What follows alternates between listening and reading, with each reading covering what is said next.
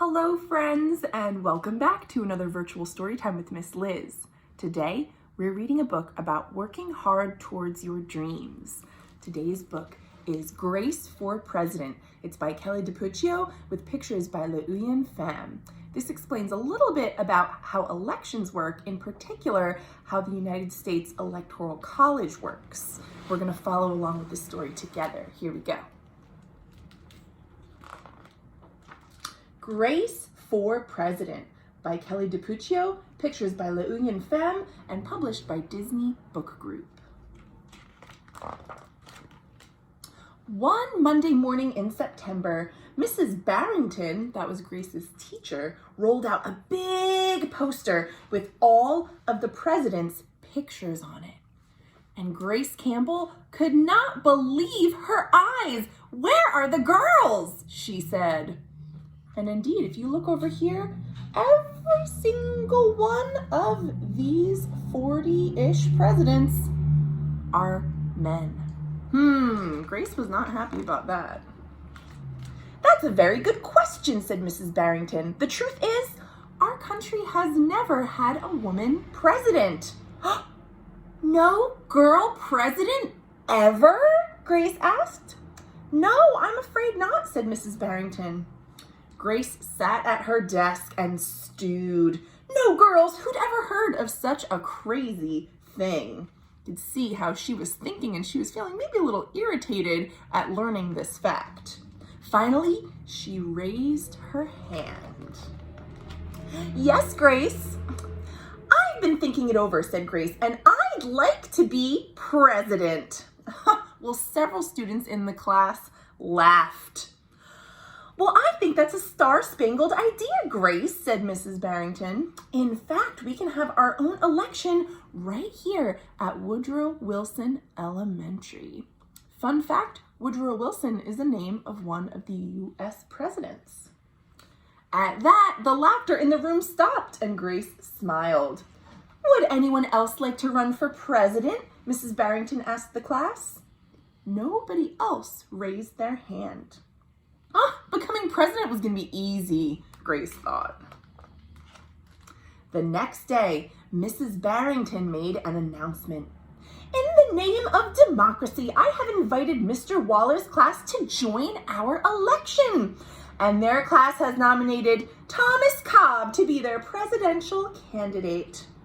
Oh, Grace's heart sank.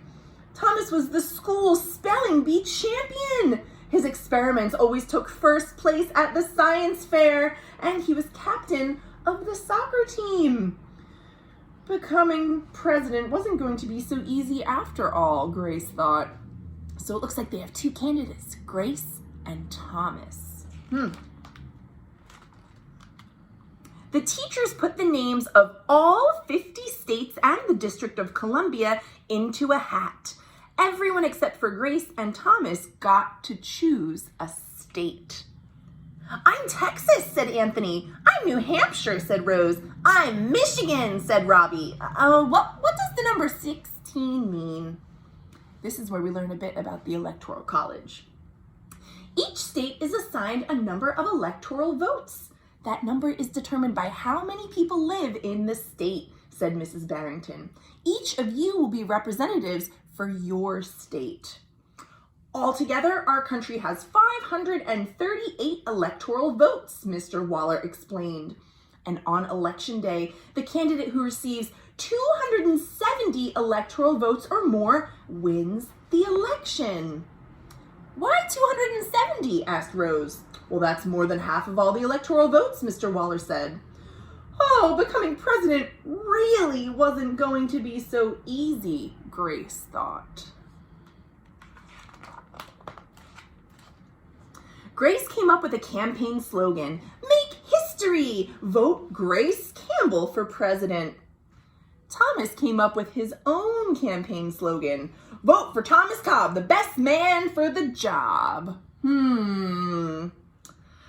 Grace listened to what issues were important to students, and she made a list of campaign promises. Some of those were a peaceful school, no bullies, a cleaner school, no littering, Better hot lunches. No more fish stick tacos. Oof.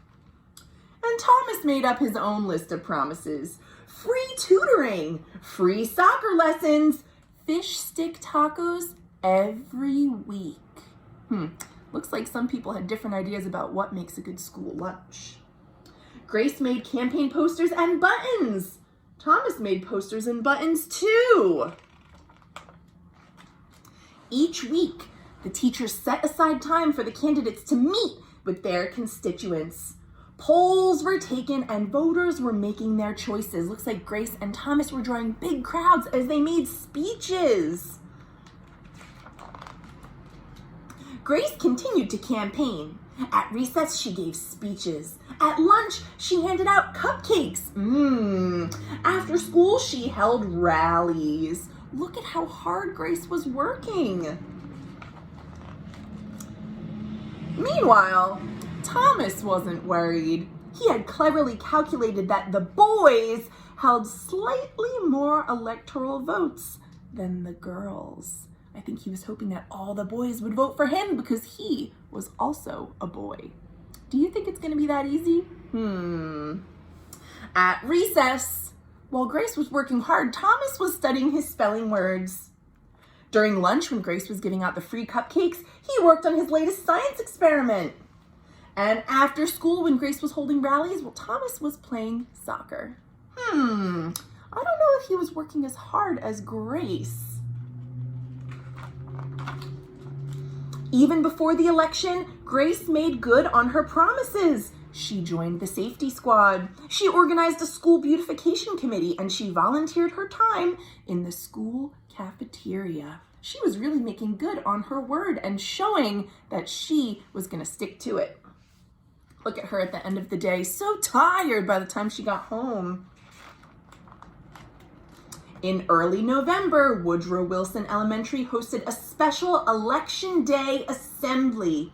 Grace and Thomas took their places on stage as the school band began to play. Henry was the first representative to approach the microphone. The Yellowhammer State of Alabama casts its 9 electoral votes for Thomas Cobb.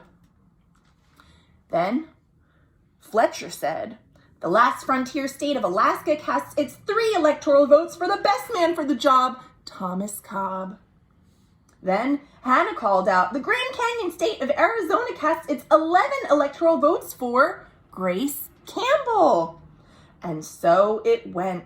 State after state cast their electoral votes, and the scoreboard in the gymnasium kept track of the totals.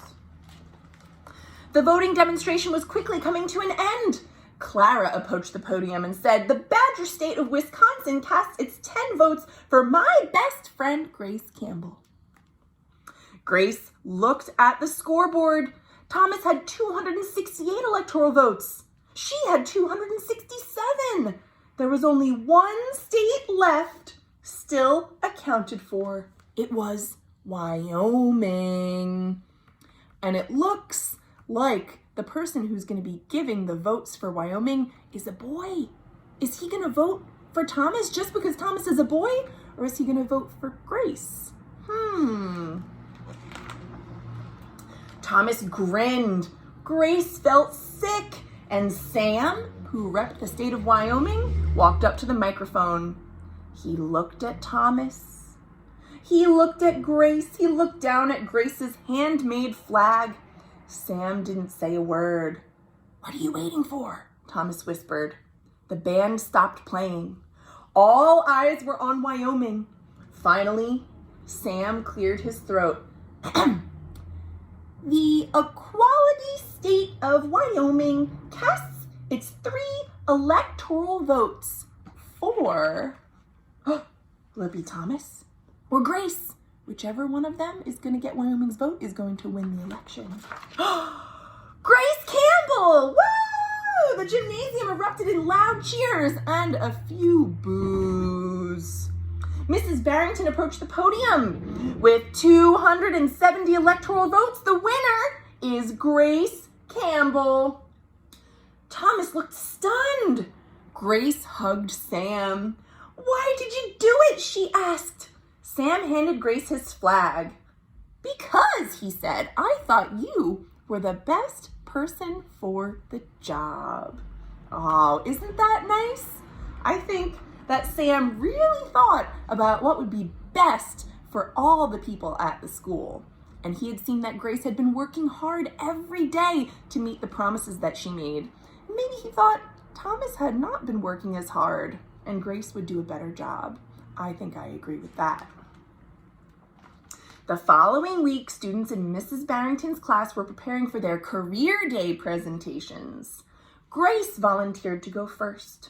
She stood at the front of the room and glanced at the poster still hanging on the wall. It was the poster that had all of the presidents on it. And she said, "My name is Grace Campbell, and when I grow up, I'm going to be President of the United States." And this time, everyone believed that she would. Now, this next page is my favorite because it goes a little bit into the future. And we see here what might happen in Grace's future. It looks like she's being sworn in at the White House as President of the United States.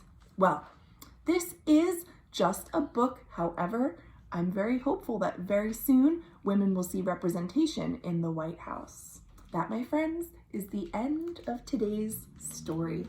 I hope you enjoyed reading Grace for President and learning a little bit more about how elections work in the United States. I thank you all for joining me, and I will see you again tomorrow for more great books. Thanks for watching.